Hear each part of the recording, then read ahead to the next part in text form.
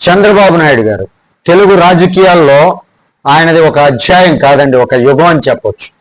ఇవాళ ఆంధ్రప్రదేశ్ ముఖ్యమంత్రి శ్రీ నారా చంద్రబాబు నాయుడు గారి 76వ పుట్టినరోజు. కానీ ఆయనకు వయసు అనేది కేవలం ఒక నెంబర్ మాత్రమే అని చెప్పొచ్చండి. ఎందుకంటే ఈ వయసులో కూడా యువకులు అసూయపడే ఎనర్జీతో పనిచేస్తున్నటువంటి నాయకుడు అని చెప్పొచ్చు ఆయన్ని. చంద్రబాబు నాయుడు గారిది తెలుగు రాజకీయాల్లో ఒక సుదీర్ఘమైనటువంటి ముద్ర వేసినటువంటి చరిత్ర. ఆయన రాజకీయ రంగ ప్రవేశం కాంగ్రెస్ పార్టీ ద్వారా జరిగింది. 1978లో తొలిసారిగా ఎమ్మెల్యేగా ఎన్నికయ్యారు. అంటే దాదాపు 48 ఏళ్ల క్రితమే అసెంబ్లీలో అడుగు పెట్టడం జరిగింది ఆయన. అదే బ్యాచ్ లో వచ్చినటువంటి చాలా మంది నాయకులు ఇప్పుడు లేరండి. కొంతమంది రాజకీయాలకు దూరంగా ఉన్నారు. అంటే కొంతమంది ఈ భూలోకంలోనే లేరు, కొంతమంది దూరం అయ్యారు, మరికొందరు యాక్టివ్గా లేరు. కానీ 1975 ఫస్ట్ బ్యాచ్ ఎమ్మెల్యేల్లో ఇప్పటికీ దేశ రాజకీయాల్లో క్రియాశీలకంగా ఉన్నటువంటి నాయకుడు చంద్రబాబు నాయుడు గారు ఒక్కరే అని చెప్పాలండి. ఆయనతో పాటు అప్పట్లో రాజకీయాలకు వచ్చినటువంటి ఉపరాష్ట్రపతి వెంకయ్య నాయుడు గారు, గోవా గవర్నర్ అశోక్ గజపతి రాజు గారు, ముద్రగడ పద్మనాభం గారు, కరణం బలరాం గారు, కేఈ కృష్ణమూర్తి గారు, డిఎల్ రవీంద్రారెడ్డి గారు వంటి పలువురు ఇప్పుడు క్రియాశీలక రాజకీయాల్లో లేరు. వైఎస్ రాజశేఖర రెడ్డి గారు కూడా అదే 1978 బ్యాచ్. ఆయన దివంగతులయ్యారు.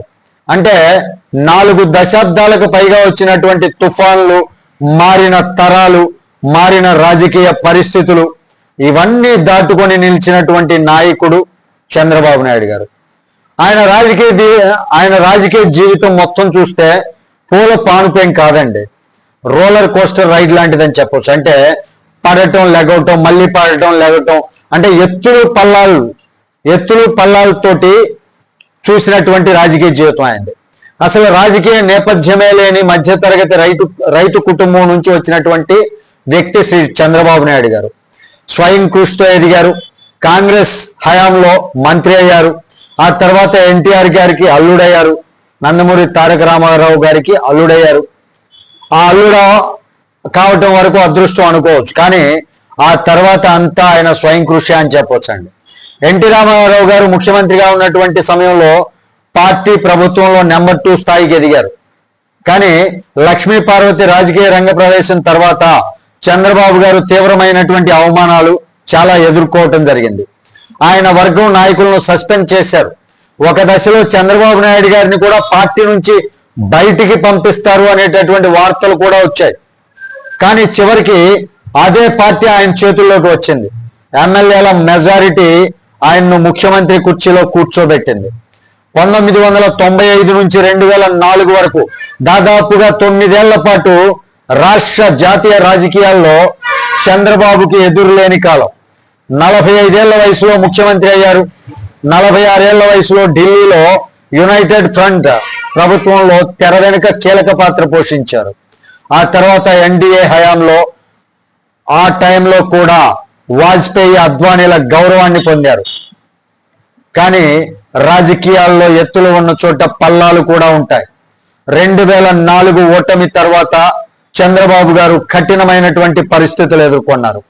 వైఎస్ రాజశేఖర రెడ్డి వంటి బలమైనటువంటి ప్రత్యర్థిని ఎదుర్కొన్నారు. తెలంగాణ ఉద్యమం పేరుతో కేసీఆర్ ఒత్తిడి, మరోవైపు జగన్ ఎదుగుదల, ఒక దశలో తెలుగుదేశం పార్టీ భవిష్యత్తు పైనే సందేహాలు వచ్చాయని చెప్పొచ్చు. అప్పుడు ఆయన ఏం చేశారు? వెనక్కి మాత్రం అస్సలు తగ్గలేదండి. పాదయాత్ర చేశారు, క్యాడర్లో ధైర్యం నింపారు, పార్టీని మళ్ళీ నిలబెట్టారు. 2019 తర్వాత మరింత కఠినమైనటువంటి పరిస్థితులు ఎదురయ్యాయని చెప్పొచ్చు. వ్యక్తిగత విమర్శలు, రాజకీయ ఒత్తిళ్లు, కేసులు, జైలు జీవితం, పార్టీని అంతం చేయాలని ప్రయత్నాలు కూడా జరిగాయి. కానీ చంద్రబాబు గారు తట్టుకున్నారు, వాటిని జయించారు, నిలబడ్డారు. ఎందుకంటే ఆయనలో ఓటమిని అంగీకరించే స్వభావం లేదు. ఆయన ఒక ఫైటర్. చంద్రబాబు గొప్ప వక్త కాదేమో, కానీ ఎన్టీఆర్ లాంటి మాస్ మ్యాజిక్ ఉండకపోవచ్చు, కానీ వైఎస్ఆర్ లాంటి ఛాలెంజింగ్ స్టైల్ ఉండకపోవచ్చు, కానీ ఫలితాలు తీసుకొచ్చేటటువంటి పరిపాలన నైపుణ్యం మాత్రం ఆయన యొక్క ప్రత్యేకత అండి. హైదరాబాద్లో ఐటీ విప్లవానికి పునాది వేసింది చంద్రబాబు నాయుడు గారే. ఒకప్పుడు కంప్యూటర్లు కూడు పెడతాయా అని ఎగతాళి చేసినటువంటి వాళ్ళు తర్వాత సైబరాబాద్ ఎదుగుదలను చూసి ఆశ్చర్యపోయారు. వేలు కాదు లక్షల మంది యువత జీవితాలు మారిపోయాయి. మధ్య తరగతి కుటుంబాల భవిష్యత్తు మారిపోయింది. అదే దూరదృష్టి తర్వాత ఆంధ్రప్రదేశ్లో కనిపించింది. రాష్ట్ర విభజన తర్వాత రాజధాని లేని రాష్ట్రం, రెవెన్యూ లేని రాష్ట్రం, పరిశ్రమలు లేని పరిస్థితుల్లో ప్రజలు చంద్రబాబునే నమ్మారు. ఆయన అమరావతికి శ్రీకారం చుట్టారు. పోలవరం వంటి జాతీయ ప్రాజెక్టును వేగవంతం చేశారు. ఈ రోజు కూడా అదే విజన్ కనిపిస్తోంది. పెట్టుబడులు తీసుకురావడం, టెక్నాలజీ రంగాన్ని ముందుకు తేవడం, భవిష్యత్తులో ఏఐ మరియు క్వాంటమ్ టెక్నాలజీ యొక్క ప్రాధాన్యం గుర్తించి అమరావతిలో క్వాంటమ్ వ్యాలీ గురించి మాట్లాడటం, ఇది సాధారణ రాజకీయ నాయకుడి ఆలోచన మాత్రం కాదండి.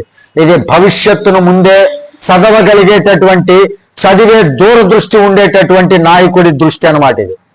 ఆయనలో మరో మంచి లక్షణం ఒకటి ఉంది. ప్రజాస్వామ్య విలువలపై నమ్మకం. వ్యవస్థలను గౌరవిస్తారు, విమర్శలను స్వీకరిస్తారు. పరుషంగా మాట్లాడేటటువంటి తత్వం కాదు, మధ్య తరగతి మనస్తత్వం ఉన్నటువంటి నాయకుడు. తెలంగాణలో సైబరాబాద్, ఆంధ్రప్రదేశ్లో అమరావతి, పోలవరం ఇవి కేవలం ప్రాజెక్టులు కాదండి. చంద్రబాబు గారి దూరదృష్టికి, పట్టుదలకు, అభివృద్ధి ఆలోచనలకు నిలువెత్తు సాక్ష్యాలు. ఆధునిక భారత నిర్మాణంలో నెహ్రూ పేరు ఎలా ఉంటుందో ఆధునిక ఆంధ్రప్రదేశ్ చరిత్రలో చంద్రబాబు గారి పేరు అలా నిలిచిపోతుంది. ప్రత్యర్థులైనా, విమర్శకులైనా, ద్వేషించే వాళ్ళైనా ఒక నిజాన్ని మాత్రం ఒప్పుకోవాల్సిందే. చంద్రబాబు నాయుడు గారు పడిపోయినా మళ్ళీ లేచే నాయకుడు కాదు. ఎంతసార్లు పడేసినా ప్రతిసారి మరింత బలంగా తిరిగి వచ్చేటటువంటి నాయకుడు. అలాంటి నాయకుడి పుట్టినరోజు సందర్భంగా ఈరోజు మనందరం కూడా హ్యాపీ బర్త్డే నారా చంద్రబాబు నాయుడు గారు. Wish you many more happy returns of the day. Thank you very much. జై హింద్.